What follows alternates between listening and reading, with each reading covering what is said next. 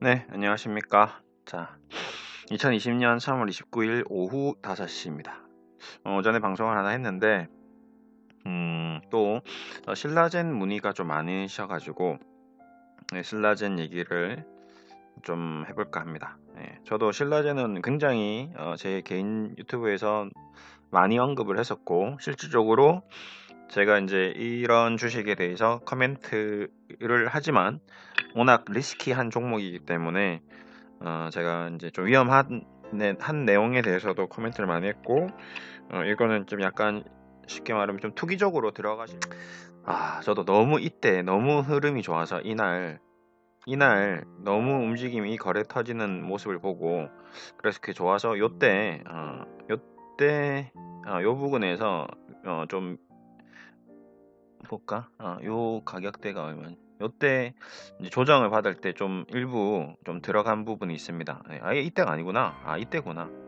이때가 이제 2만 원 가는 날이었고, 요때 이제 흐름을 보고 그 이후에 2월 달쯤에서 요때군요. 요때 요 구간에서 요 구간에서 이제 어, 굉장히 큰 관심을 가지면서 제가 관리해 드리는 분들에 대해서 좀 갖고, 그리고 나서 어제 여기서 일단 정리를 했습니다. 네, 정리를 했고, 어, 개인적으로 아직도 관심이 많습니다. 이게 그냥 뭐 아니면 돈데, 제 스타일의 종목은 아닌데, 시장의 움직임이 간다면, 신라젠이 간다면 좀 봐야 되지 않나. 저는 이제 좀 그런 마인드로 좀 지금 저도 제가 생각했던 것과 좀 다른 움직임을 보이기 때문에 아, 좀 관심을 계속 가지고 있는 상태가 맞습니다, 솔직히. 신라젠이 지금 241이 여기 있고, 어, 이제 첫 번째 롤목경표 선행 스팬 1을 터치를 했다는 말이죠. 그리고 또 다시 눌림목이 와서 기회가 주어진다면, 지금 8,500원에서 15,000원. 그러면 8,000원 잡고 15,000원 잡고 한 7,000원 잡고 한 3,500원, 15,000원에서 11,500원. 지금 12,500원인데 11,500원 이하, 최소 11,500원 이상, 만원 부근, 지금 만원이 가까이 오겠네요.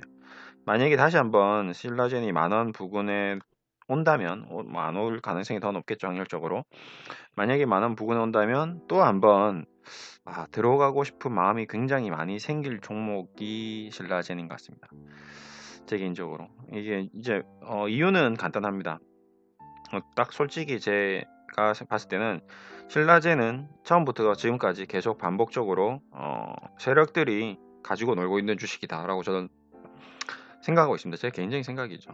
문은상 외에 지금 뭐 지분이 있는데, 이 주식은 정상적인 주식은 전 아니라고 봅니다. 제 개인적으로. 정상적인 노멀한 삼성전자, 현대차 같은 기업을 정상적인 기업이라고 한다면, 신라젠은 좀 제가 봤을 때는 어느 정도 세력을 끼고 움직이는 어, 뭔가 어차피 바이오 기업이 뭐 전반적으로 다 그런데, 지금도 보시면 백사백 신장 임상 데이터 뭐 채택 3월 28일 백신 개발, 뭐 지금도 갑자기 신라젠이 왜 생뚱맞게 코로나19를 개발한다는지, 이제 이런 것들을 해주는 이런 액션들이 굉장히 주가를 어떻게든지 한번 들어 올리려고 하는 그런 모습이지 않나. 뭐 지금 셀트리온도 마찬가지고, 지금 바이오 기업들은 모두 코로나 백신에 대해서 연구를 하는 것 같습니다. 이렇게 하는 기업이 있고, 안 하는 기업은 도대체 뭐 하는 건지 저는 더 피곤한 거죠. 그래도 이렇게라도 주가 부양을 해 나가는 기업들은 그래도 저는 오케이. 야, 얘래도 뭐래도 그래도 주가를 부양시키려고 하네, 작업을 하네, 주가를 끌어올리려고 하네라고 좀 생각하는 거고, 이거마저도 못하는 기업들은 그 돈도 없는 것 같아요. 제 개인적인 생각은 그런 세력도 없는 것 같고, 그래서 좀 걱정이 되는 거고. 어쨌든 또 기회가 오지 않을까. 그래서 신라젠은 제 개인적으로는 뭔가를 어떻게 해서든지 진짜 상장 폐지만 안 당한다면 얘는 수익을 좀 가져다 줄 종목인 것 같아요. 제 개인적인 생각은. 문제가 이제 그 검사, 지금 감사 그게 있었죠. 이제 2월 달에 있었던 게 뭐 지금 조사를 받고 있다는 거죠. 검사 조사를 받고 있는데, 그게 항상 늘 저도 걸립니다. 검찰 조사를 받고 있는데 그 검찰 조사가 또 한 번씩 발목을 잡을 거라는 거죠. 그 조사가 마무리돼 예를 들어서 이제 그게 좀 잘 나오면 또 폭등이 나올 수 있겠죠. 이제 검찰 조사가 생각보다 뭐 혐의 없음이라든지 뭐 그냥 계속 이어져 나간다든지 지금 이슈는 팩400 그다음에 뭐 코로나 막 이런 식으로 계속 띄우려고 하는데 그 띄우는 과정에서 폭등하지 못하는 이유가 하나가 이제 가장 핵심적으로 이제 정치 이제 또 4월 되면 총선도 있고 정치권 연루 뭐 이런 거 얘기도 나왔거든요. 뭐 팩400 뭐 지금 뭐 제네렉스 인사실수 뭐 이런 식으로 이제 자꾸 뭔가 발목을 잡고 있는 그런 흐름이 있다는 거죠. 네. 윤석열 수사팀 보강해라. 뭐 한마디에 신라젠 급락했다. 이제 이것도 나왔던 얘기고 다들 알다시피 이런 것들이 또 발목을 잡고 있어서 늘 조심스러운 거죠. 그래서 저도 신호가 나가서 매도 신호까지 나갔던 이유가 여기서 상한가가 갔어야 되는데 제 생각에는 충분히 갈 수 있는 세력들의 움직임인데 저도 마찬가지고 다른 사람들도 마찬가지고 다들 일단 몸을 한번 사리는 거죠. 한번 들어갔다가 뭐 12,000원대 들어갔다가 15,000원대에서 그래 여기서 일단은 한번 현금화 시켰다가 다시 한번 보자 라고 생각했던 사람들이 많지 않았을까 제 개인적인 생각은. 그래서 저도 정리하고 많은 사람들이 14,500원에서 15,000원 사이에서 좀 정리를 하지 않았을까 라는 생각이 좀 들었습니다.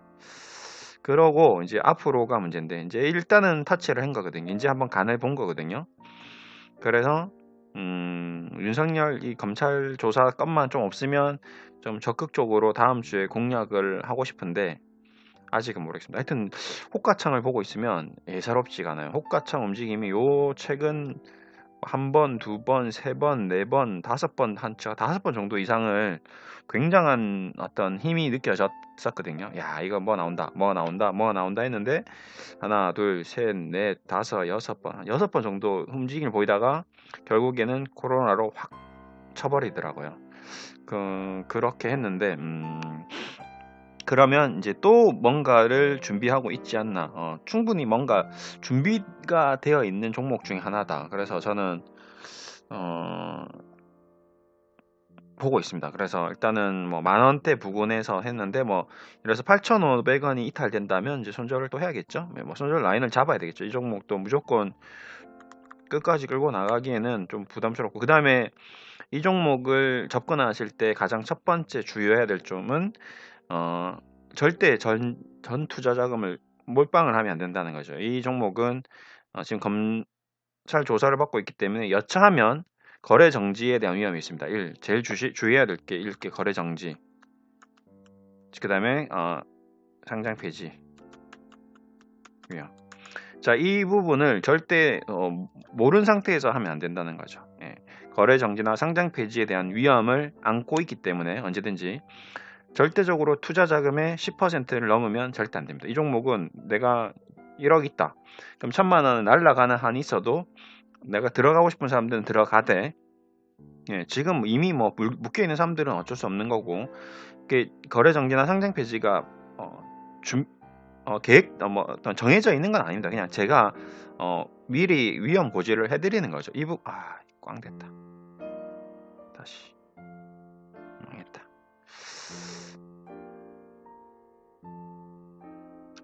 네, 지금 제가 그 이어폰 잭을 연결을 잘못한 줄 알고 잠깐 끊었다가 목소리 상태를 확인하고 다시 또 켰습니다. 그래서 나중에 제가 이거는 그 편집을 해서 합치면 될 것 같고요. 어쨌든 우선 첫 번째는 이 종목을 바라보는 모든 투자자들이 위험 고지는 해야 된다. 뭔가를 알고 있어야 된다. 그 부분이 가장 중요한 부분이고요.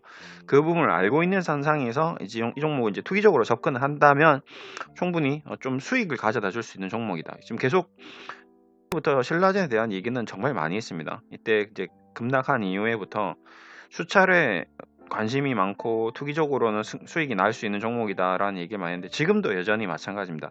이 종목은 뭐 젠백스라든지 수많은 여타 많은 바이오 기업들이 지금까지 대한민국에서 흘러왔던 패턴들을 보면 절대 망하지 않더라고요. 뭐 재무제표 뭐 엉망진창 쓰레기인데 망가뜨리질 않더라고요. 뭐 재무제표를 보면 이 회사를 손을 댈 수가 없습니다. 이런 어마어마한데 또 유상증자 할 수 있다. 그 다음에 유상증자 할 수 있습니다. 얼마 전에 그 HLB 유상증자 무상증자 있죠? 그 위험이 있습니다. 그것도 위험 고지할게요. 유상 자 무슨 말이냐?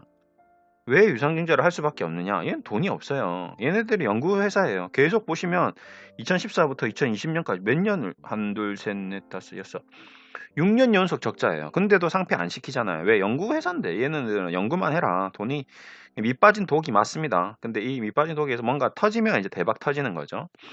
그 밑빠진 독에다가 돈을 붓는데 주식시장에서 그걸 돈을 밑빠진 독에 물을 부어줄 수 있는 개인 투자자가 필요하고 정부에서는 정책적으로 밀어주고 있는 상태이기 때문에 대마불사하고 있는 상태인 거죠. 네. 그리고 거래대금도 뭐 3천억 이상 나왔고 자 이런 흐름인데 이제 유상증자 띡 나오면 이제 또 급락이 나오는 거죠. 그래서 만약에 신라젠을 정말 끈질기게 기다린다면 굉장히 노련한 강태공 같은 낚시꾼이라면 저는 이렇게 얘기하고 싶습니다. 유증 이후에 유상증자를 할지 안 할지는 저도 모릅니다. 이후 급락시 공략 그쵸. 이게 가장 베스트한 그림이죠. 자, 이 얘기를 제가 했는데 그래서 신라젠에 대해서 누군가가 매수를 했고 정말 유상증자 나오면 정말 피곤하죠. 근데 매수를 안 하고 있는데 유상증자도 없이 그냥 2만원 3만원 날라간다. 이러면 또 피곤한 겁니다. 이래서 주식이 하이리스크 하이리턴이라는 겁니다. 예. 야 유상증자는 할 건 같긴 한데 안 사고 기다렸더니 유상증자 안 하고 폭등해버린다. 반대로 유상증자 안 하겠지 생각하고 만원대에 샀는데 유증을 하는 거예요. 8,000원 7,000원 폭락해버리는 거야. 유상증자 할 수 있다고 내가 얘기 들었는데 근데 또 갑자기 거래 정지된다든지 이런 위험이 있기 때문에 이 종목은 손을 대기에 굉장히 하이리스크한 거죠. 대신에 그럼에 불구하고 막 상한가 나오고 막 급등하고 2만원 막 더블되고 3배 3만원 4만원 가버리고 이런 미친 현상을 또 보일 수 있는 게 이런 종목이니까 개인 투자자들이 굉장히 손을 많이 대는 그런 종목 중에 하나입니다. 예. 저도 개인 인간이다 보니까 이제 자꾸 이제 이쪽에 손이 가는 거죠. 눈이 가는 거죠. 삼성전자가 여기서 막 갑작스럽게 한 달 사이에 막 더블하고 막 3배 4배 올라가진 않잖아요. 근데 이런 종목은 그렇게 간다는 말이죠. 갑자기 간다는 2만원짜리가 만원짜리가 막 3만원 4만원 막 폭등해 버린다는 거죠. 그런 유혹이 늘 있다 보니까 저도 관심을 안 가질 수가 없는 거죠. 근데 이제 그 하이리스크한 상태지만 고수익을 위해서 쳐다보고 있지만 이 위험을 모르면 안 된다. 예, 항상 알고 있는 상태에서 지켜보시라고 꼭 전해드리고 싶고요. 향후 흐름을 또 저도 계속 봐야 되고 여러분도 계속 보고 같이 한번 신라젠은 같이 한번 봅시다. 예. 신라젠과 좀 약간 상반되게 제가 이제 좀 관심 있게 보는 거는 이제 셀트리온 헬스케어죠. 셀트리온 그룹주는 신라젠만큼 어떤 하이리스크 하진 않지만 이 종목이 마찬가지로 하이리턴 막 10배 가고 막 이렇게 되진 않겠죠. 셀트리온 그룹주들이 로우 리스크는 좀 작지만 그만큼 움직임의 폭도 변동폭도 좀 작은 그런 느낌이지 않나. 셀트리온 제약도 지금 계속 제가 관심 있게 보고 이때도 셀트리온 제약에 대해서 얘기 드렸고 그러고 나서 여기서 폭등이 나와 버렸고 그와 관련된 또 뭐죠? 셀트리온 그룹주 중에서 제가 계속 말씀드렸던 바이오톡스텍 예, 이것도 여기서 급등이 나와버렸죠. 여기서 그러니까 이게 문제인 거죠. 기다리자 해서 기다렸다가 여기 와주면 좋겠다 했지만 안 오고 가버린 거죠. 신라젠도 이제 이런 문제가 생기는 거죠. 신라젠도 만원대 와줬으면 좋겠다 했는데 안 오고 가버리면 또 이제 화가 나는 거죠. 사람이 마음이 욕심이 생기니까 그렇게 되는 거죠. 그런 현상에서 매일 주식 투자자들은 그 욕심과 그 다음에 후회를 반복하면서 사람이 피가 말라지고 정신이 혼탁해지고 사람의 어떤 심리가 불안정해지는 것 같습니다. 저도 그 짓을 지금 17년째 해오고 있는데 그래서 아마 마음의 병이 생기지 않았나, 예, 정신적인 병이 좀 생기지 않았나, 좀 그런 생각도 없지 않아 좀 있습니다. 자, 근데 그거는 이제 제가 가야 할 길이죠.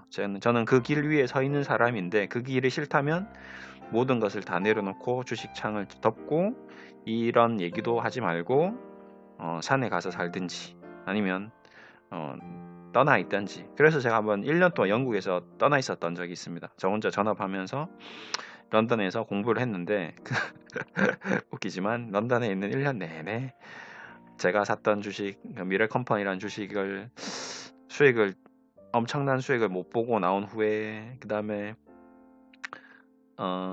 또 제가 그때 보유했던 신세계라는 종목에 대해서 계속 한 10%에서 15% 손실 나는 그 고통, 미래 컴퍼니는 팔았는데 10배 올라가고 신세계를 샀는데 17% 빠지고 그 1년 고통 속에서 살았죠. 런던에서. 근데 내가 뭐 하고 있나? 내가 런던까지 와서 왜 주식 생각만 하고 있나? 라는 고통도 했고 그다음에 끝나고 나서 한국 와서 또 영어 강사 1년을 하면서도 내가 영어를 애들한테 가르치는데 오로지 머릿속에는 주식밖에 없구나 그러고 있고 또 지금은 또 자문을 하고 있는데 자문을 해도 이게 정말 자문 안 할 때 혼자 할 때는 강세장이었는데 자문 시작하자마자 2년 반 내내 지수가 사상 최저치를 뚫고 있고 저도 머리가 아픕니다. 마음도 아프고 예. 제 아마 심장이 아마 지금 돌덩이가 돼 있는 것 같은데 네. 뭐 이런 얘기도 지금 한들 뭐 하겠습니까? 뭐 아무튼 그렇다. 그러니까 주식을 하시는 모든 분들은 정말 세상에서 가장 힘든 일을 하고 있다라고 저는 믿어 의심치 않고 있고 그 일이 좀 성공리에 잘 됐으면 모두가 웃는 그런 시장이 왔으면 좋겠는데 그게 쉽지는 않은 것 같고 저도 이제 요것도 끝나고 바로 이제 또 산에 올라가서 또 마음을 좀 다스리고 또 내려와서 저녁 먹고 이제 그렇게 할 계획입니다. 여러분들도 이제 남은 시간 주말 마무리 잘 하시고 또 다음 주 준비 좀 잘 하시고 그렇습니다. 네. 힘내시고요. 네. 또 오늘도 주저리 마무리를 하겠습니다. 감사합니다.